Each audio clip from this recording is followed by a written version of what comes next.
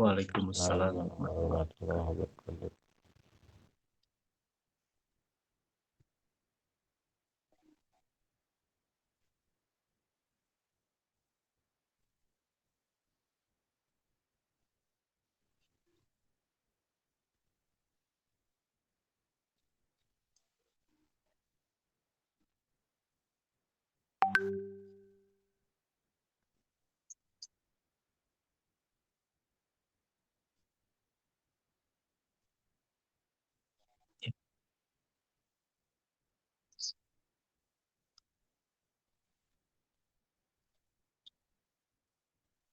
Ya,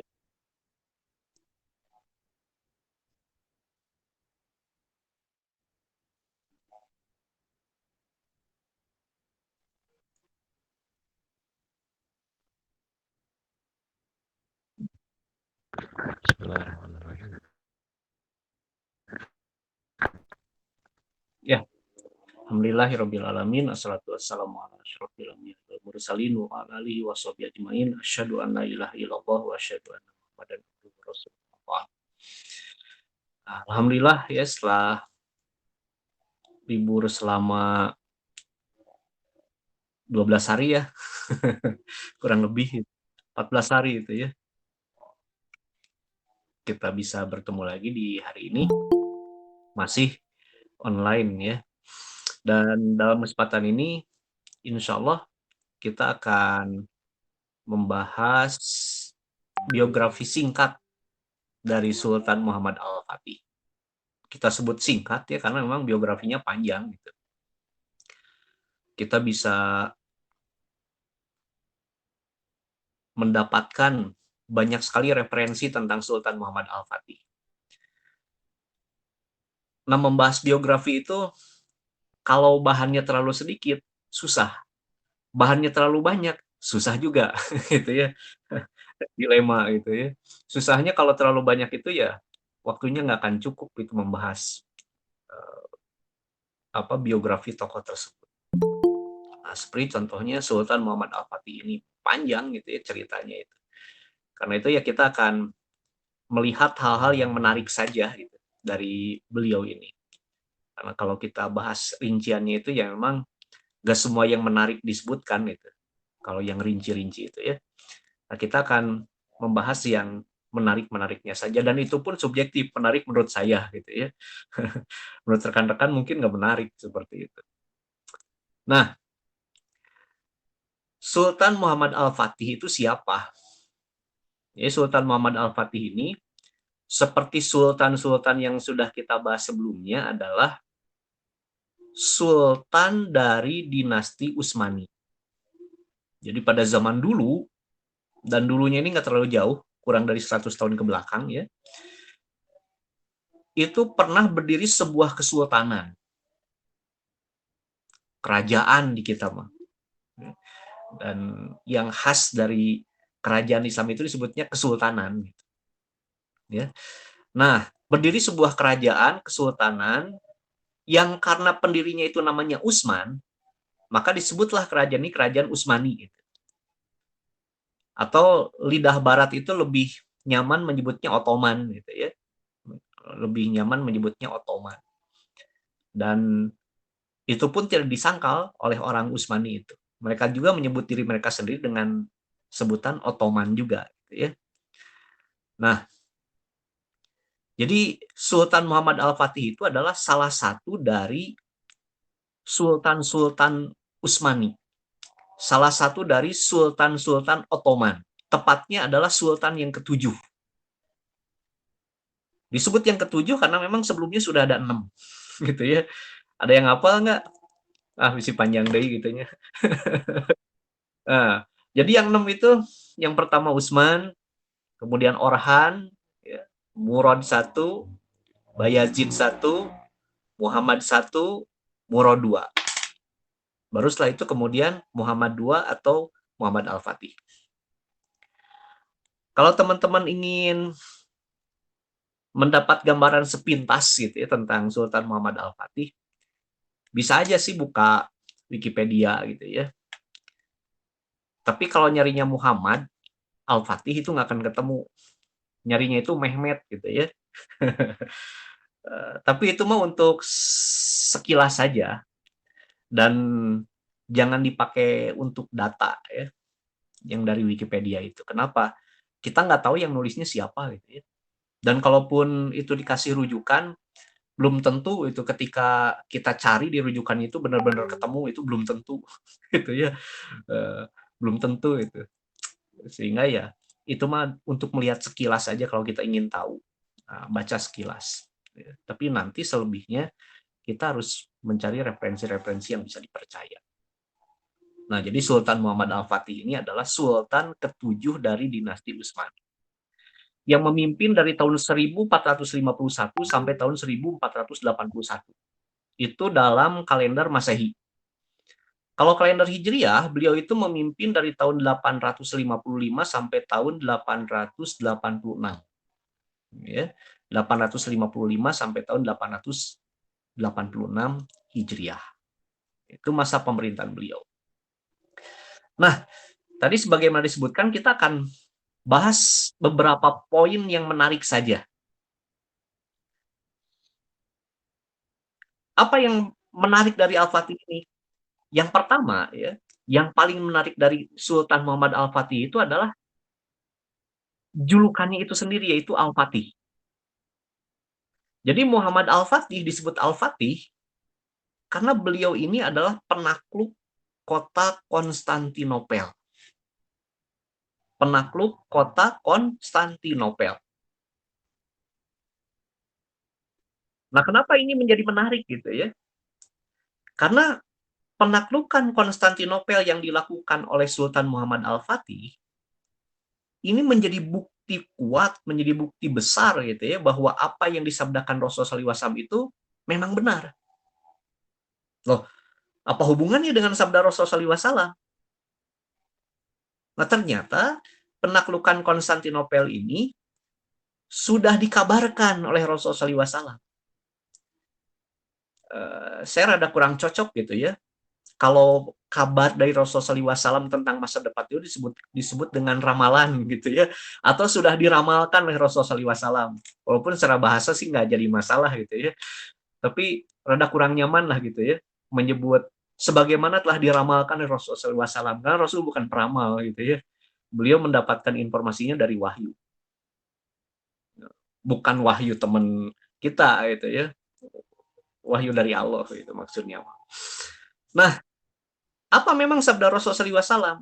Ya, Rasulullah SAW pernah bersabda, Latuf tahanal Konstantinia, walani mal amir amiruha waladi mal jaish, zalikal jaish. Sungguh Konstantinopel itu bakal ditaklukkan. Dan sebaik-baik pemimpin pada masa itu adalah pemimpin yang menaklukkan Konstantinopel. Dan sebaik-baik pasukan pada waktu itu adalah pasukan yang menaklukkan Konstantinopel. Hadis ini tercatat dalam Musnad Ahmad. Jadi oleh Imam Ahmad bin Hambal itu disebutkan dalam kitabnya, yaitu kitab Musnad.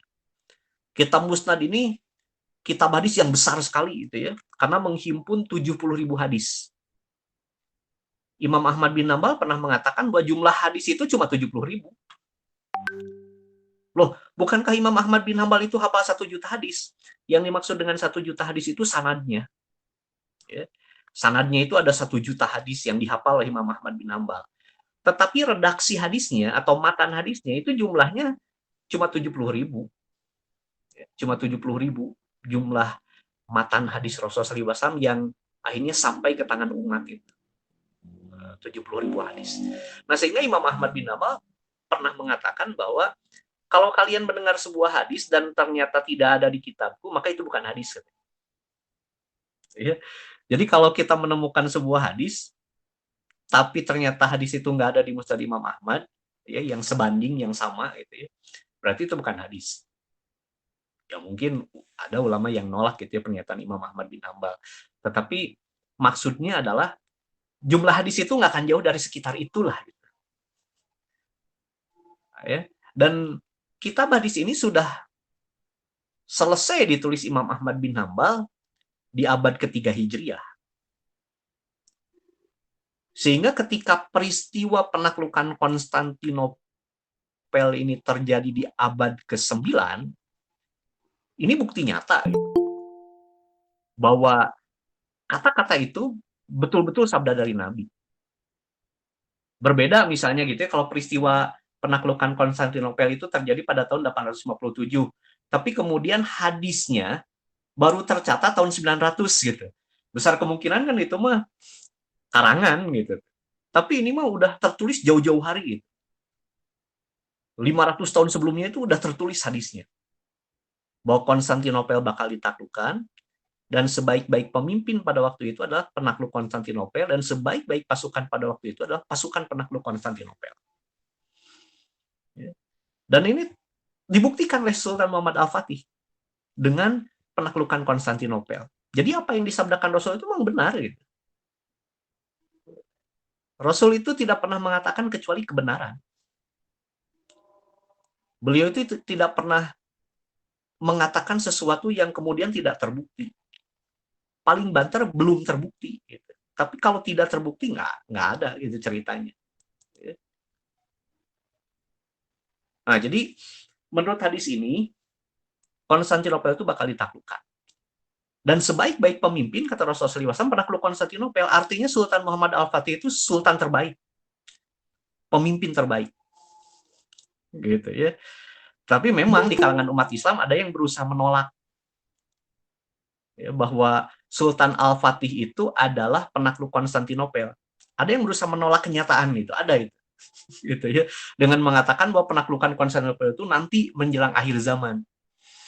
Gitu ya, menjelang akhir zaman. Padahal hadis-hadisnya itu jelas bahwa ini dua hadis yang berbeda.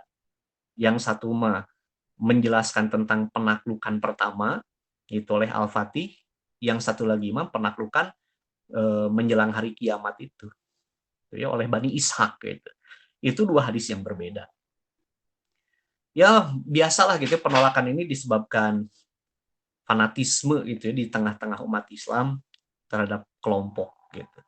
Karena sebagaimana kita ketahui, Sultan Muhammad Al-Fatih itu satu sufi gitu ya. Dan ada banyak umat Islam yang nggak suka itu sama sufi gitu ya. Walaupun nggak sukanya juga seringkali tanpa alasan. Gitu tuh. Nggak suka bukan nama gitu ya.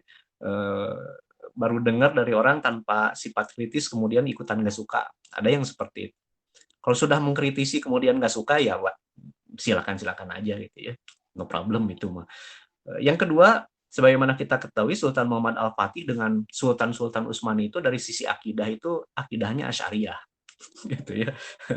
Seperti itu.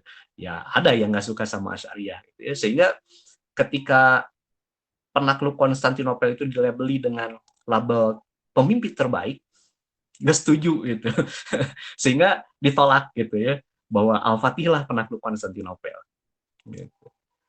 Emang banyak ya orang-orang yang nggak suka dengan Utsmani itu banyak. Padahal jasanya Utsmani itu luar biasa besar, jasa Utsmani itu. Tapi banyak yang nggak suka sehingga menyebarkan berita-berita yang nggak sedap tentang dinasti Utsmani itu. Seperti contohnya yang kemarin saya sebutkan, bahwa Sultan-Sultan Utsmani itu nggak pernah naik haji katanya. Ya, memang betul itu. Tetapi tanpa melihat alasannya kenapa. Gitu.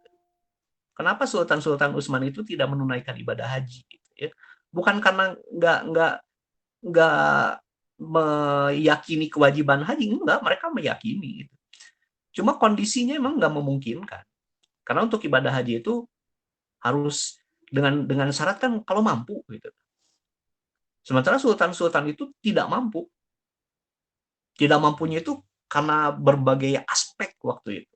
Kalau kita baca sejarah, kita bisa membenarkan alasannya. Gitu ya, bisa membenarkan alasannya. Seperti itu. Ya salah satu contohnya itu gitu ya. Ada satu buku itu yang dikarang oleh ulama India itu ya.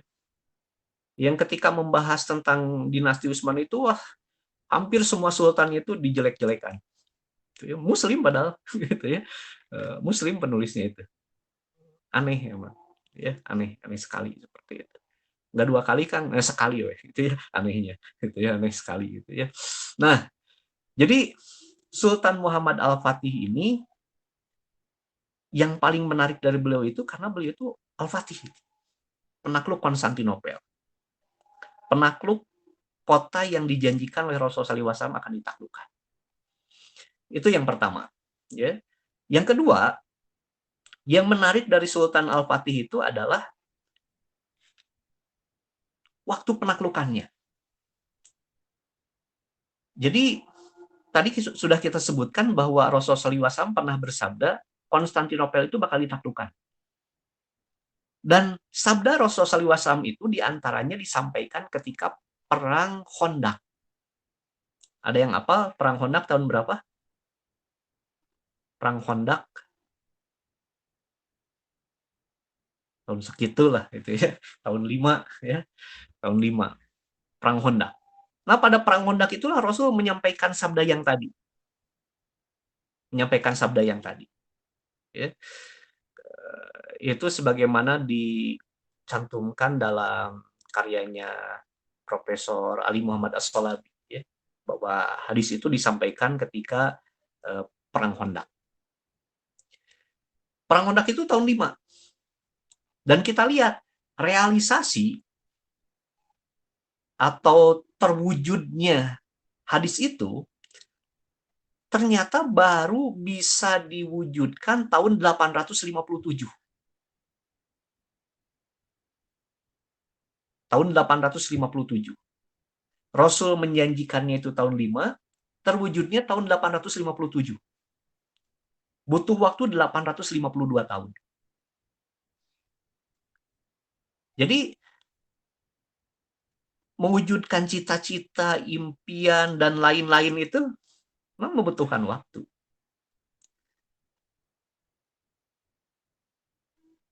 Ya tentu ini mewujudkan cita-cita Islam beda dengan mewujudkan cita-cita kita. Gitu ya. Kalau cita-cita kita mungkin ya sepanjang hidup kita itu ya, bisa diwujudkan. Tapi cita-cita Islam ini butuh berabad-abad gitu untuk mewujudkannya.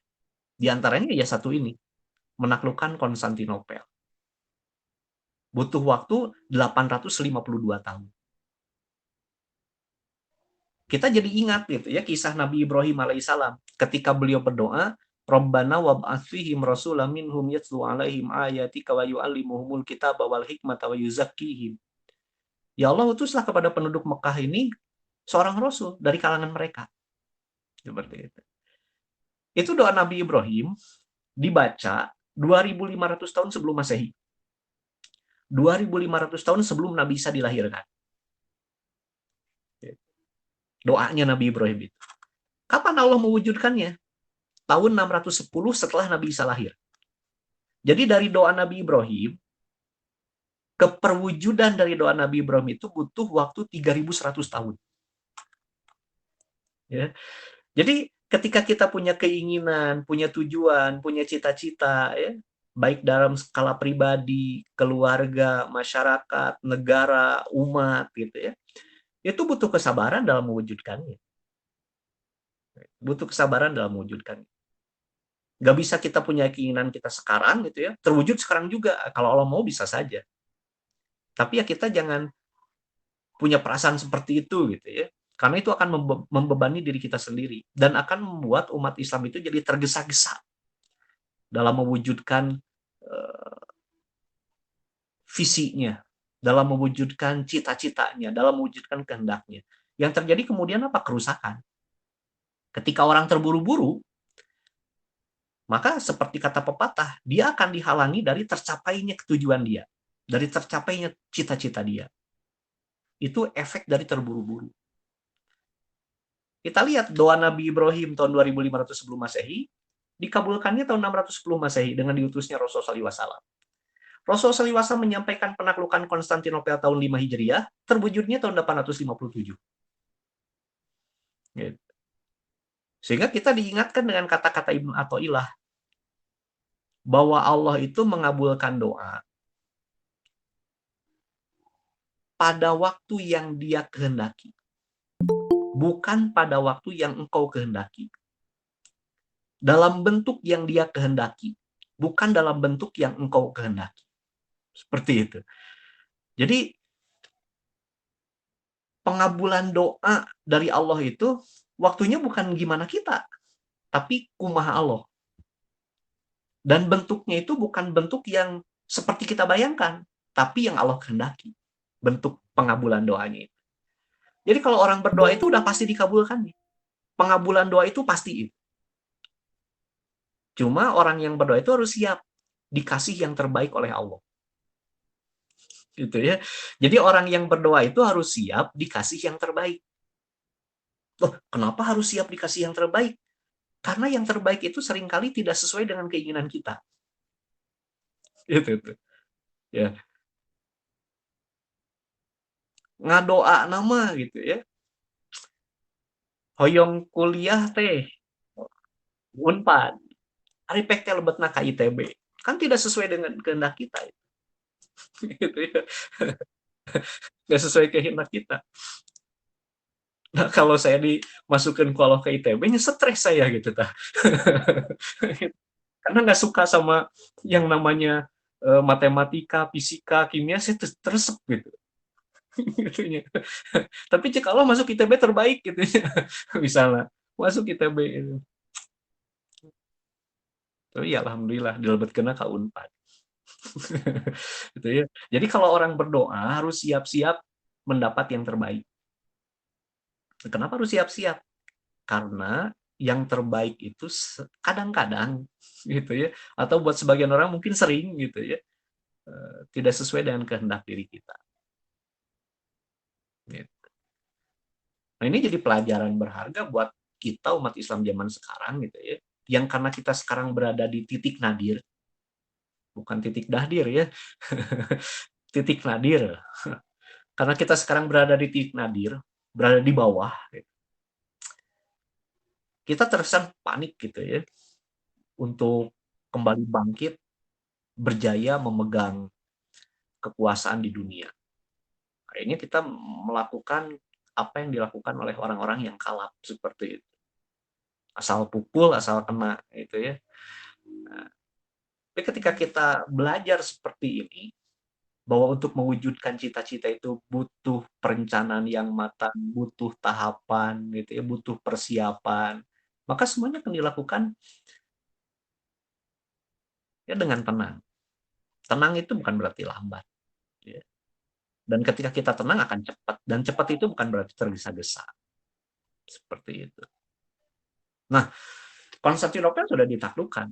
Tapi ke depan masih ada lagi. Karena ada pertanyaan dari para sahabat. Wahai Rasulullah, mana yang lebih dulu ditaklukkan? Apakah Konstantinia, kotanya Heraklius, atau Rumia, kota Roma? Maka Rasulullah SAW menjawab, yang akan ditaklukkan pertama kali itu Konstantinia, Konstantinopel, kotanya Heraklius. Jadi setelah Konstantinopel ditaklukkan, nanti akan ada lagi yang namanya penaklukan Roma. Karena Konstantinopel sudah, berarti visi kita ke depan itu penaklukan Roma. Ya.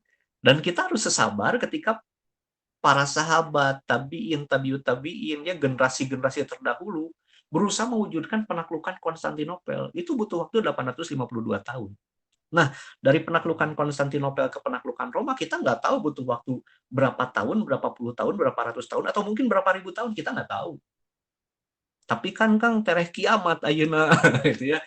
Wallahu alamnya kiamat itu kapan itu nggak ada yang tahu. Mengenai banyaknya tanda-tanda kiamat yang terjadi sekarang dari zaman dulu juga udah banyak. Dan memang kita harus merasa bahwa kiamat itu udah dekat. Karena dalam Quran dijelaskan bahwa kiamat itu memang udah dekat. Iqtaraba linnasi hisabuhum wa hum fi ghaflatin mu'ridun. Udah deket waktunya hisab itu. Jadi perasaan Nabi ketika beliau masih di alam dunia ini gitu ya. Beliau tuh merasa bahwa kiamat itu udah deket. Ketika ada awan hitam, beliau itu masuk rumah, keluar rumah, masuk rumah, keluar rumah karena merasa bahwa kiamat udah deket gitu. Ketika para sahabat mendengarkan Rasulullah SAW cerita tentang Dajjal ya, para sahabat tuh luak liuk teh apa ya bahasa Indonesia namanya, culang cileng apa luak liuk apa ya bahasa Indonesia-nya, oh tunggak tengok.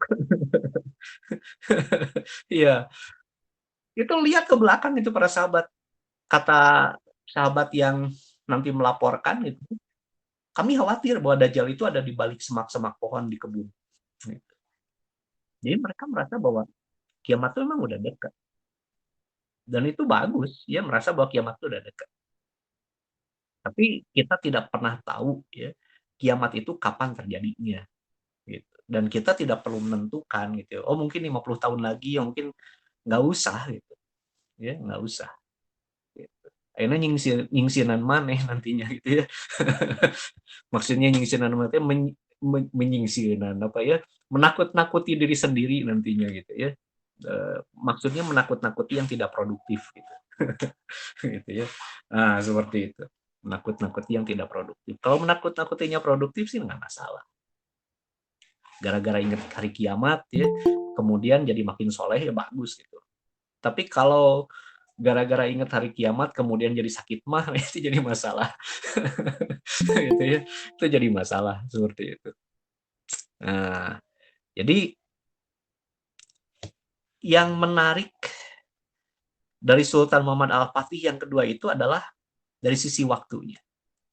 Sabda nabinya tahun 5, terwujudnya tahun 857. Ya, butuh waktu yang sangat panjang. Ini pelajaran buat kita ya, sabar ya, sabar. Orang sabar disayang Tuhan katanya gitu. Tapi kalau yang nggak percaya sama itu orang sabar kesal katanya. Gitu ya. Ya terserah itu mau milih kesal mau milih disayang sama Allah gitu.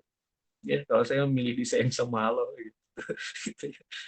Yang sabar gitu mewujudkan segala cita-cita itu ya. Rencananya dimatangkan gitu. Langkah-langkahnya diperbaiki ya. Sarana prasarananya dilengkapi ya. Seperti itu. Insya Allah nanti pada waktunya akan terwujud cita-cita itu. Karena agama ini sudah dijanjikan oleh Allah untuk menang. Agama Islam itu sudah dijanjikan oleh Allah untuk menang. Tenang gitu ya. Ujung-ujungnya pasti menang. Gitu. Tinggal kita usaha sesuai dengan kemampuan kita.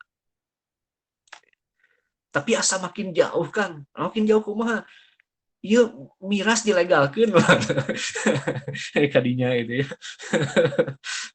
Gitu. Tenang lah gitu ya. Karena semua rencana makhluk itu untuk mewujudkan rencana Allah gitu ya. Gitu. Yang penting kita membuat rencana juga gitu. Mudah-mudahan rencana kita itu sama dengan rencana Allah. Tuh, yang kedua. Yang ketiga, yang menarik dari Sultan Muhammad Al-Fatih ini adalah salah seorang gurunya. Namanya Ahmad Qurani. Ya, Ahmad Qurani. Apa yang menarik dari Ahmad Qurani? Jadi Ahmad Qurani ini adalah guru yang pertama kali membuat Sultan Muhammad Al-Fatih ini konsentrasi ke ilmu. Karena salah satu aspek yang menyebabkan Sultan Muhammad Al-Fatih mampu mewujudkan penaklukan Konstantinopel itu karena keilmuannya yang kuat. Beliau ini adalah salah satu sultan yang berhasil menguasai seluruh ilmu yang ada pada zamannya. Sultan Muhammad Al-Fatih ini. Ilmu apapun yang ada pada masa itu dilalap itu sama Sultan Muhammad Al-Fatih.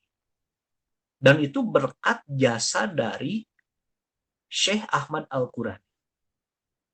Jadi berkat jasa Syekh Ahmad Al-Qurani, bukan berkat tahlilan ini bukan. Ya. Emang apa gitu? Ya bukan. Apa jasanya Syekh Ahmad Qurani ini? Jadi Sultan Muhammad Al-Fatih itu waktu kecilnya itu terkenal bandel. Lihatlah anak kecil di masjidnya. Ketika waktu sholat tiba, imam sudah di depan, udah takbir, orang-orang pada takbir, budak letik lulumpatan gitu. Silih suntrungkeun. Gak puas nyuntrungkeun naon bahasa Indonesia. Mendorong ya. Gak puas mendorong sama teman, bapak-bapak didorong. Barudak kan gitu ya.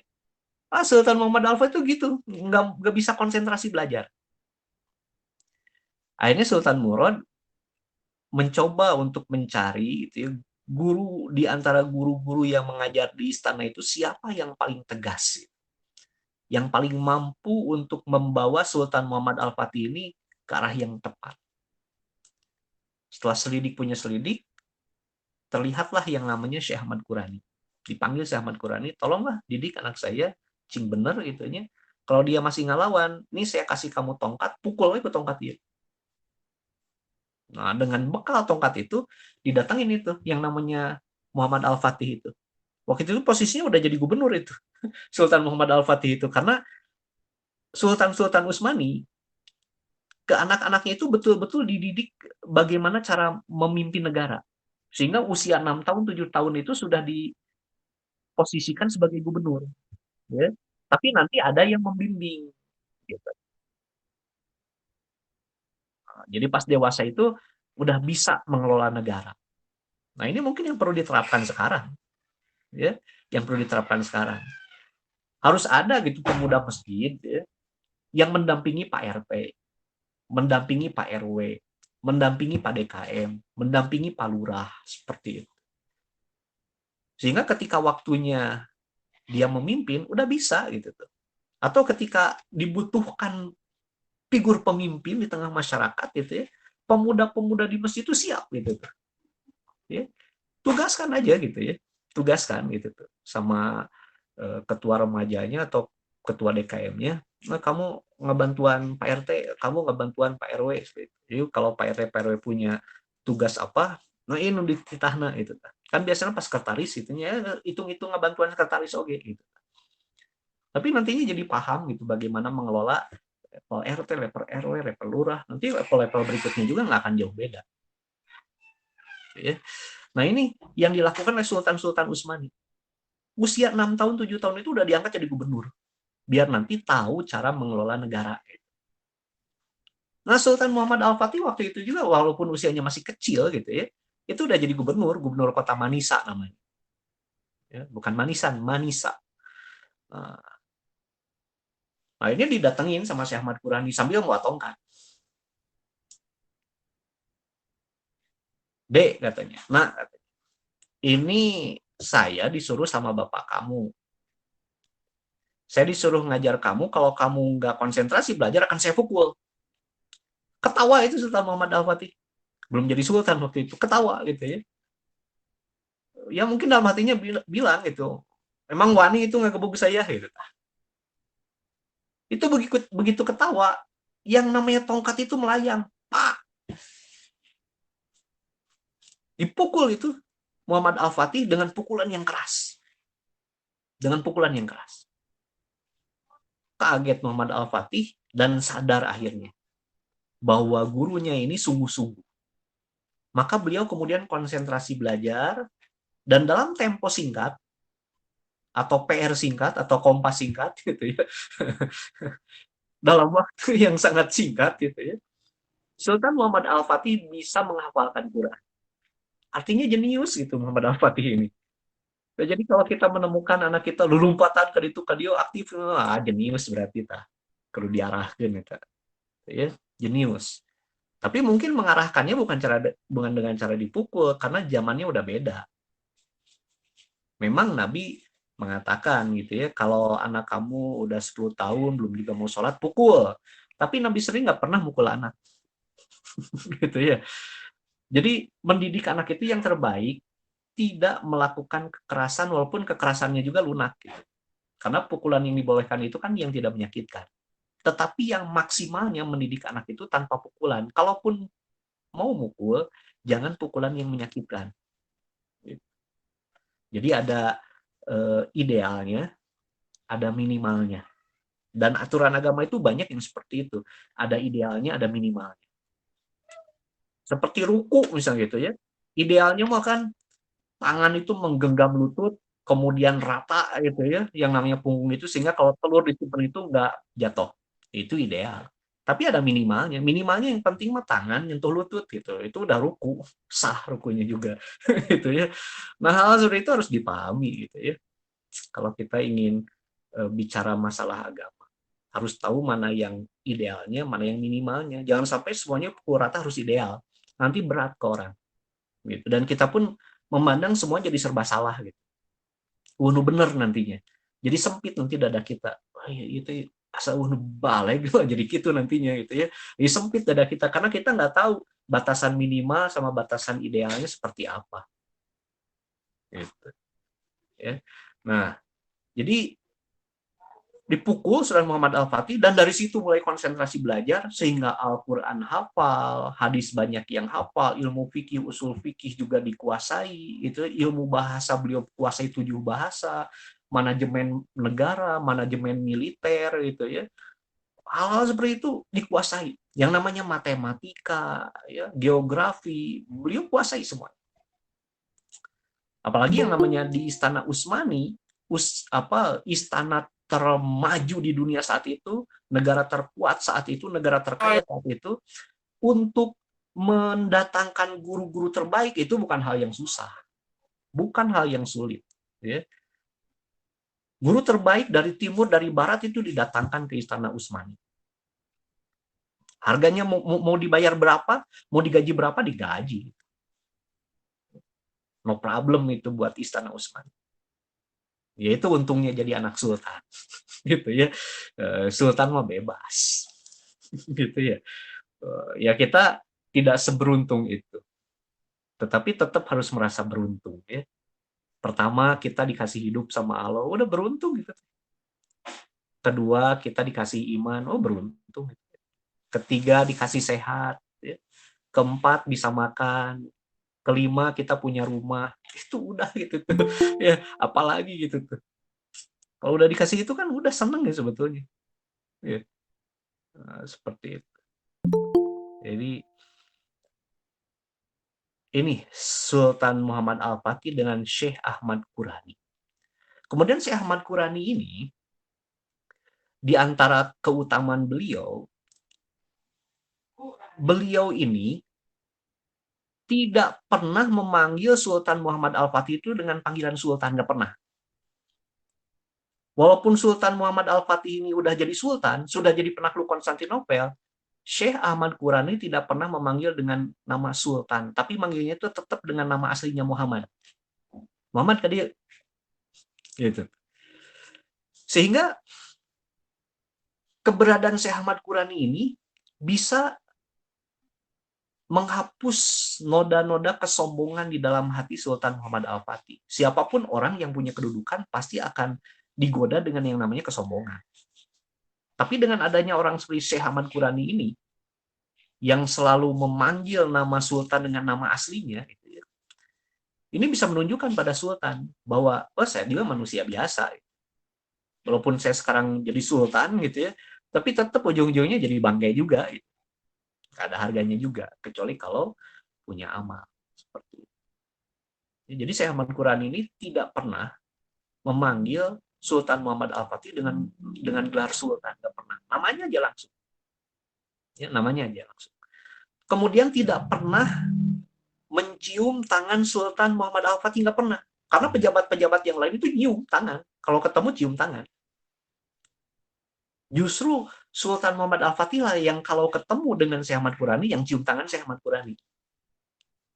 Gitu. Jadi ini luar biasanya Syekh Ahmad Qurani. Tidak meleleh gitu ya dengan cahaya kebesaran seorang sultan. Kan kalau orang melihat tokoh besar gitu ya yang begitu bersinar, meleleh hatinya itu. Dan kemudian menjadi merasa hina.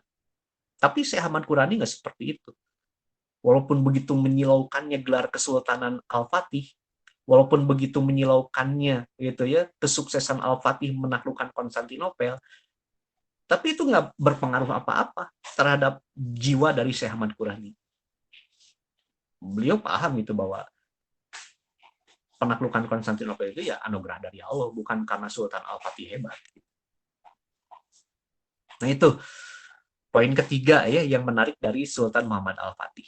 Dan ini salah satu faktor kemenangan Muhammad Al-Fatih karena punya guru yang namanya Syekh Ahmad Qurani. Poin keempat, masih tentang gurunya juga.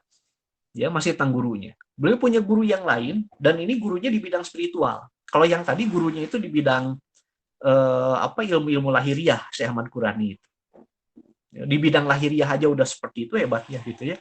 Apalagi guru spiritualnya. Guru spiritualnya itu adalah Syekh Aksamsuddin namanya. Syekh Aksamsuddin. Beliau ini seorang sufi, ya, seorang sufi. Bukan suka film India, gitu ya. Seorang Syekh sufi.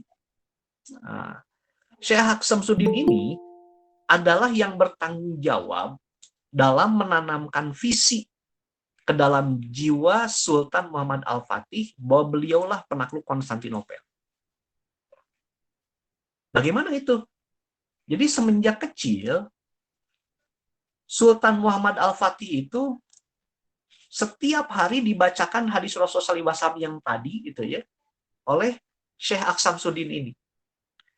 Atuftahanal Konstantinia, falani malamir amiruha wa ni'mal jaish, zalikal jaish. Sungguh Konstantinopel bakal ditaklukkan. Sebaik-baik pemimpin adalah penakluk Konstantinopel dan sebaik-baik pasukan adalah penakluk Konstantinopel.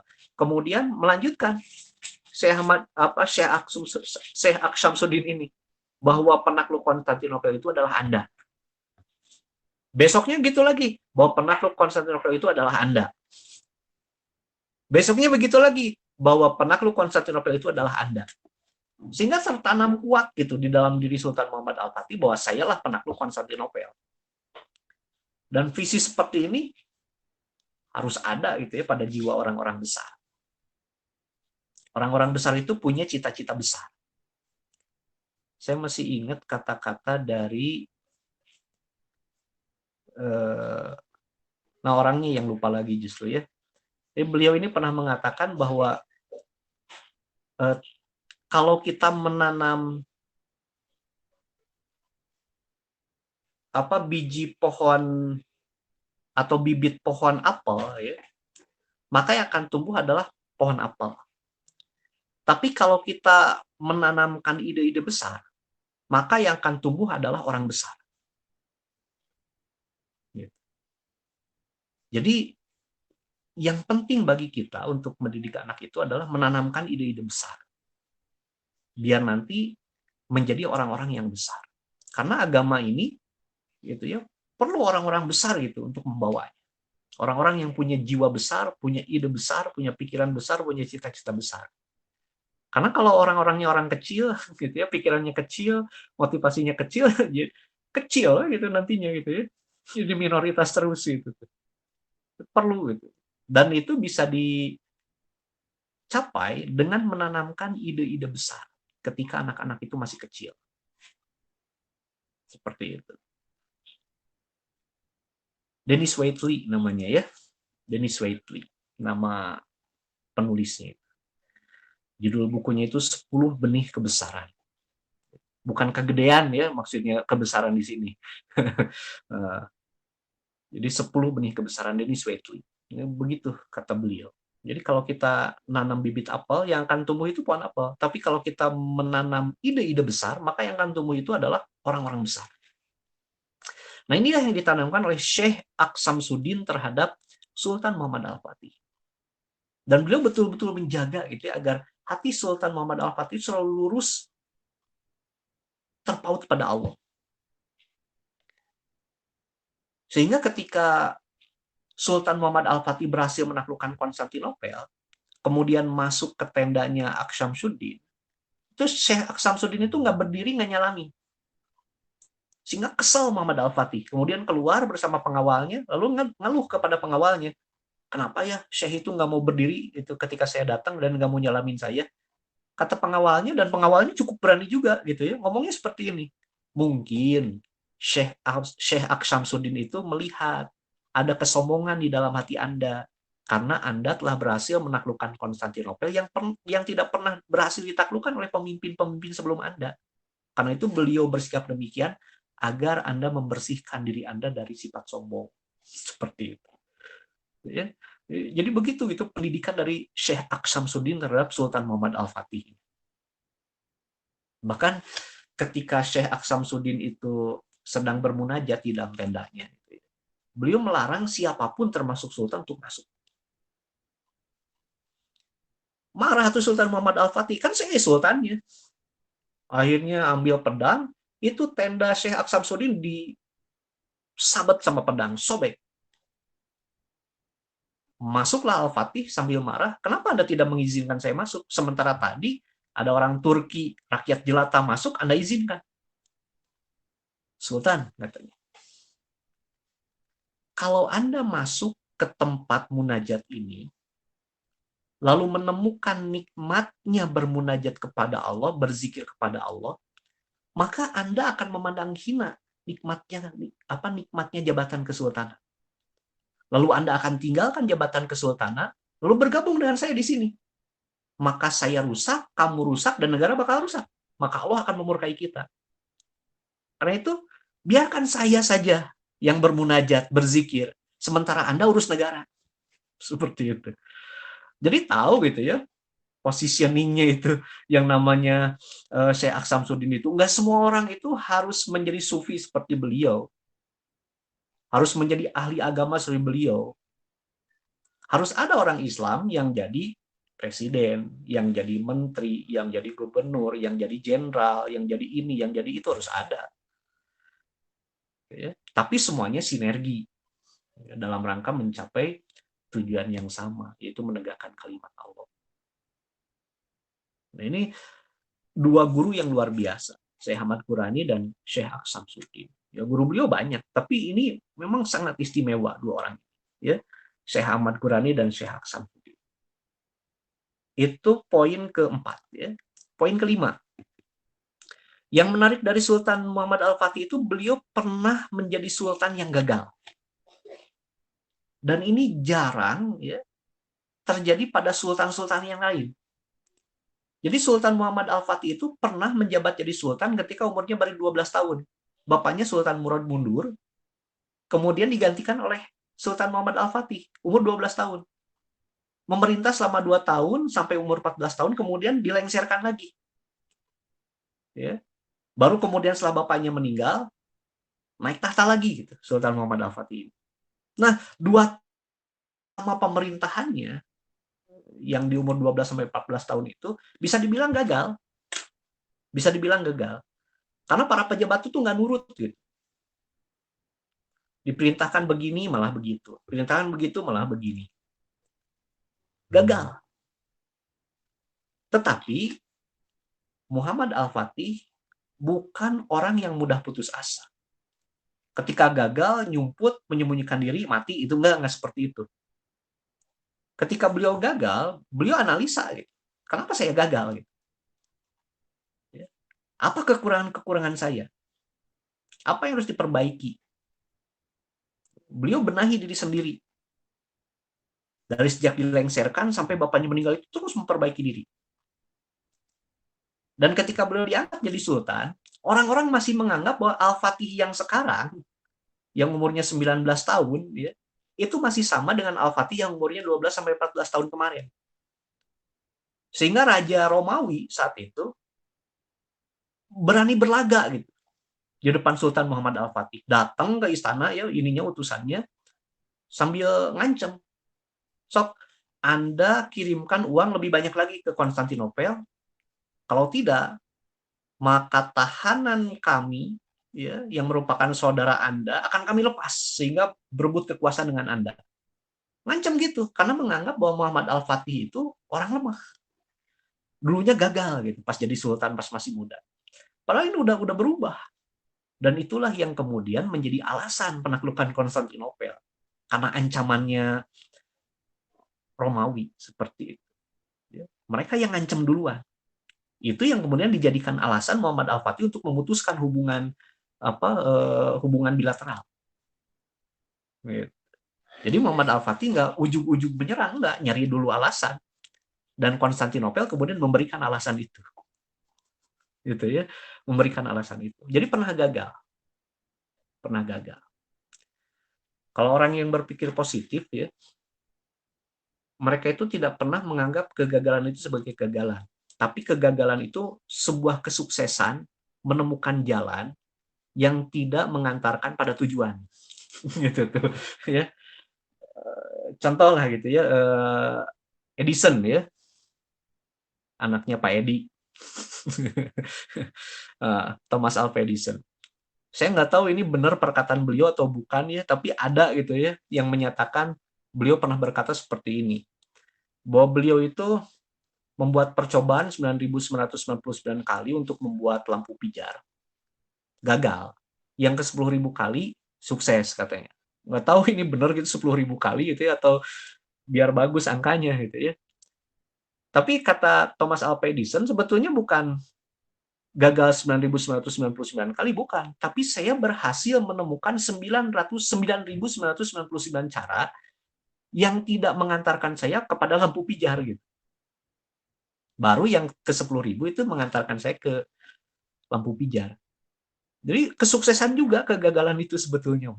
Ya, sukses menemukan jalan yang tidak mengantarkan ke tujuan. Gitu. Ya. Itu gimana pikiran kita saja gitu ya ketika menemukan masalah. Ada yang saya pernah membaca sebuah peribahasa atau ungkapan gitu ya, bahwa yang namanya balok di tengah jalan atau rintangan di tengah jalan ya, itu bisa kita pandang sebagai balok rintangan atau batu loncatan. Terserah itu mah. Kita mau mandangnya sebagai apa? Apakah itu balok penghalang atau itu batu loncatan? Itu terserah kita.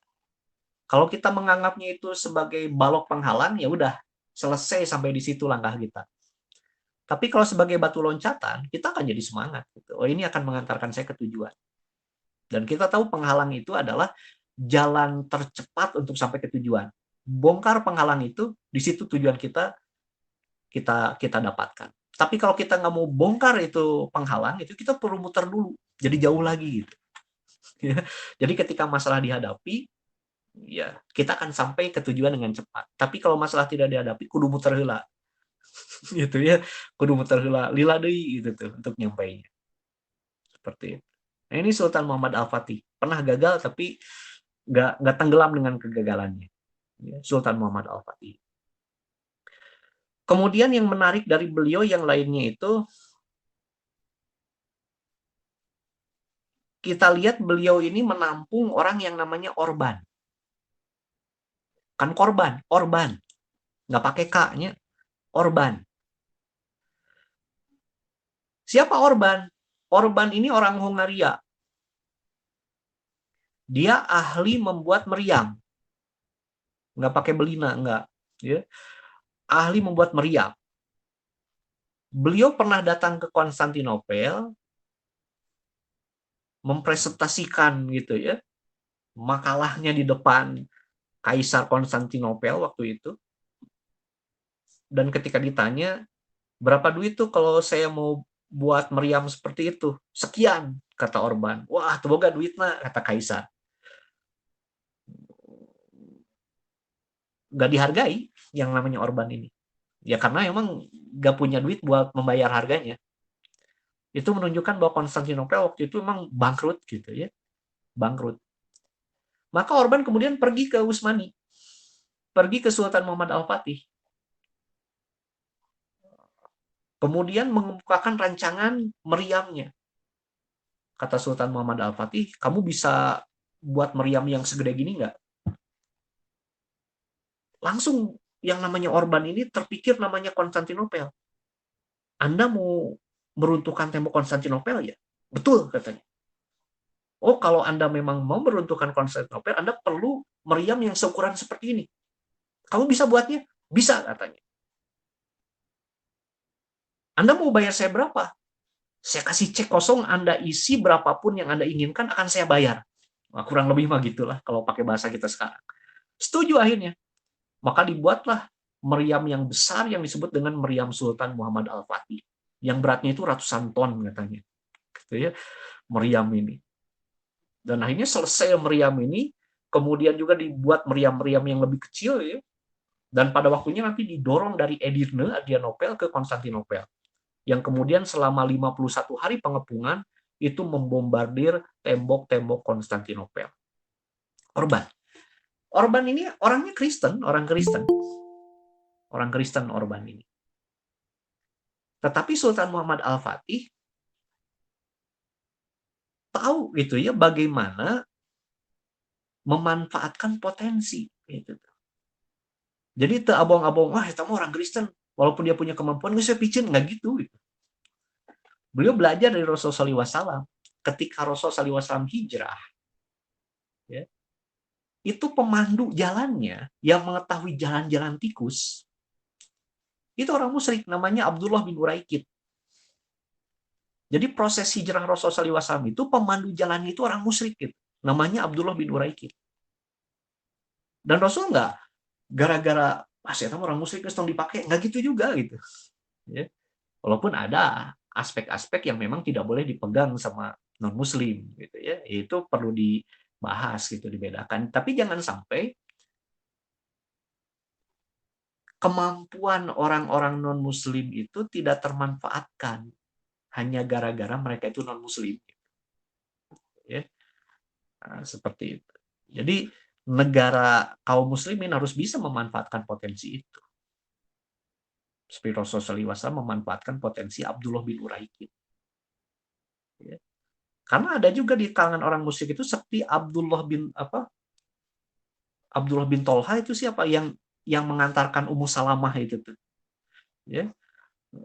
Jadi dia musyrik, tetapi ketika mengantarkan Ummu Salamah begitu sopan santun beliau itu. Ketika Ummu Salamah mau turun dari onta, pergi gitu. Agar pas turun itu auratnya nggak kelihatan. Pas mau naik, didrumkan dulu ontanya, dia kemudian pergi. Ummu Salamahnya naik ke onta. Lalu nanya, udah selesai belum? Udah, Ummu Salamah baru datang lagi. Gak ada orang musyrik yang seperti itu. Ada yang seperti Abdullah bin Uraikid, ada yang seperti Orban ini. Nggak penting mah dibayar Orban. gitu ya.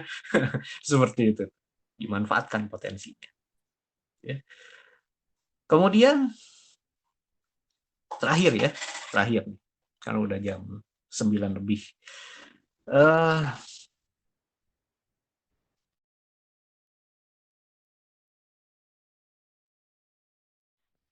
Ketika beliau mengepung Konstantinopel, walaupun saat itu Konstantinopel memang udah sangat lemah, ya, tetapi tetap kota itu adalah kota terkuat di dunia.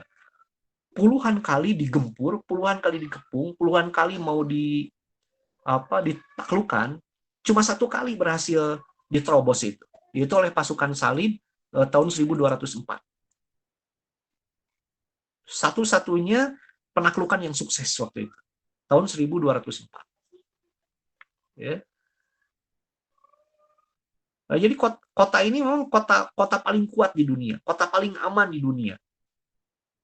Nah, Sultan Muhammad Al-Fatih dengan semua persiapan itu yakin gitu bahwa Konstantinopel itu akan dengan cepat ditaklukkan. Tetapi begitu Konstantinopel dikepung, dibombardir dengan peluru-peluru yang begitu besar, ternyata kenyataan berbeda dengan harapan. Tembok Konstantinopel memang bisa jebol itu digempur oleh meriam Orban itu. Tetapi begitu hebatnya orang-orang Konstantinopel sehingga ketika benteng itu roboh, dengan sangat cepat mereka bisa membangun kembali. Dan ini di luar dugaan gitu. Sehingga kota Konstantinopel bisa bertahan sampai 51 hari setelah dikepung. Ya. Bisa bertahan lama. Gitu. Nah, tapi Sultan Muhammad Al-Fatih bisa sabar gitu.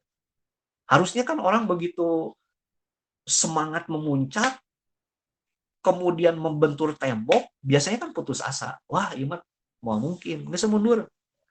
Muhammad Al-Fatih nggak seperti itu. Tapi beliau idenya banyak ya. Beliau tahu bahwa ada satu titik yang nggak bisa dikepung, yaitu Teluk Tanduk Emas, karena di situ ada rantai.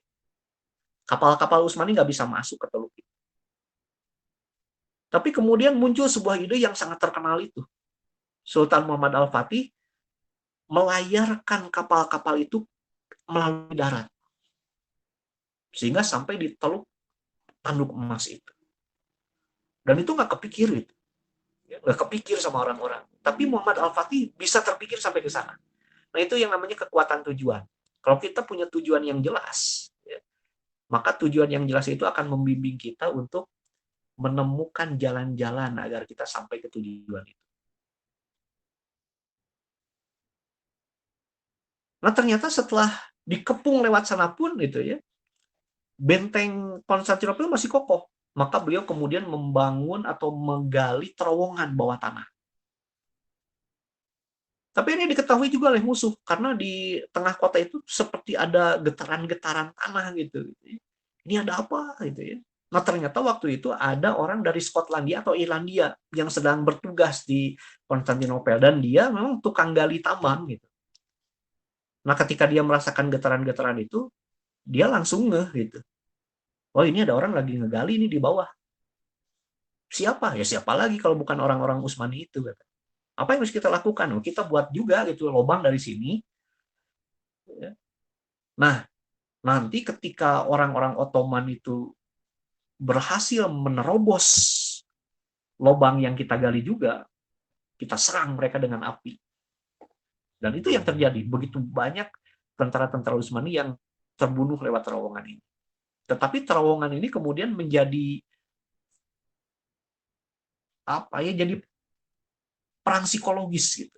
Karena orang-orang Konstantinopel itu jadi begitu ketakutan. Setiap kali ada gerakan, ada getaran, ada suara, mereka langsung berpikir, wah ini pasukan Utsmani. Jadi jiwa mereka udah labil.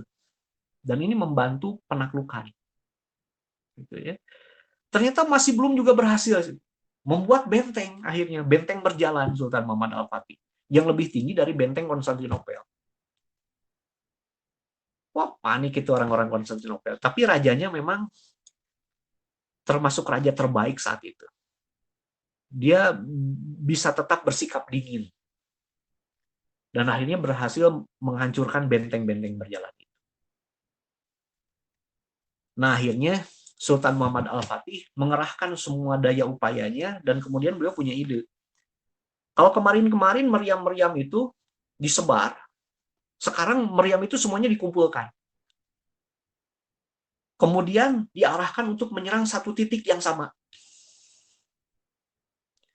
Dan itu yang dilakukan. Gitu ya. Diseranglah satu titik gitu ya. Sampai jebol. Tapi tetap gitu.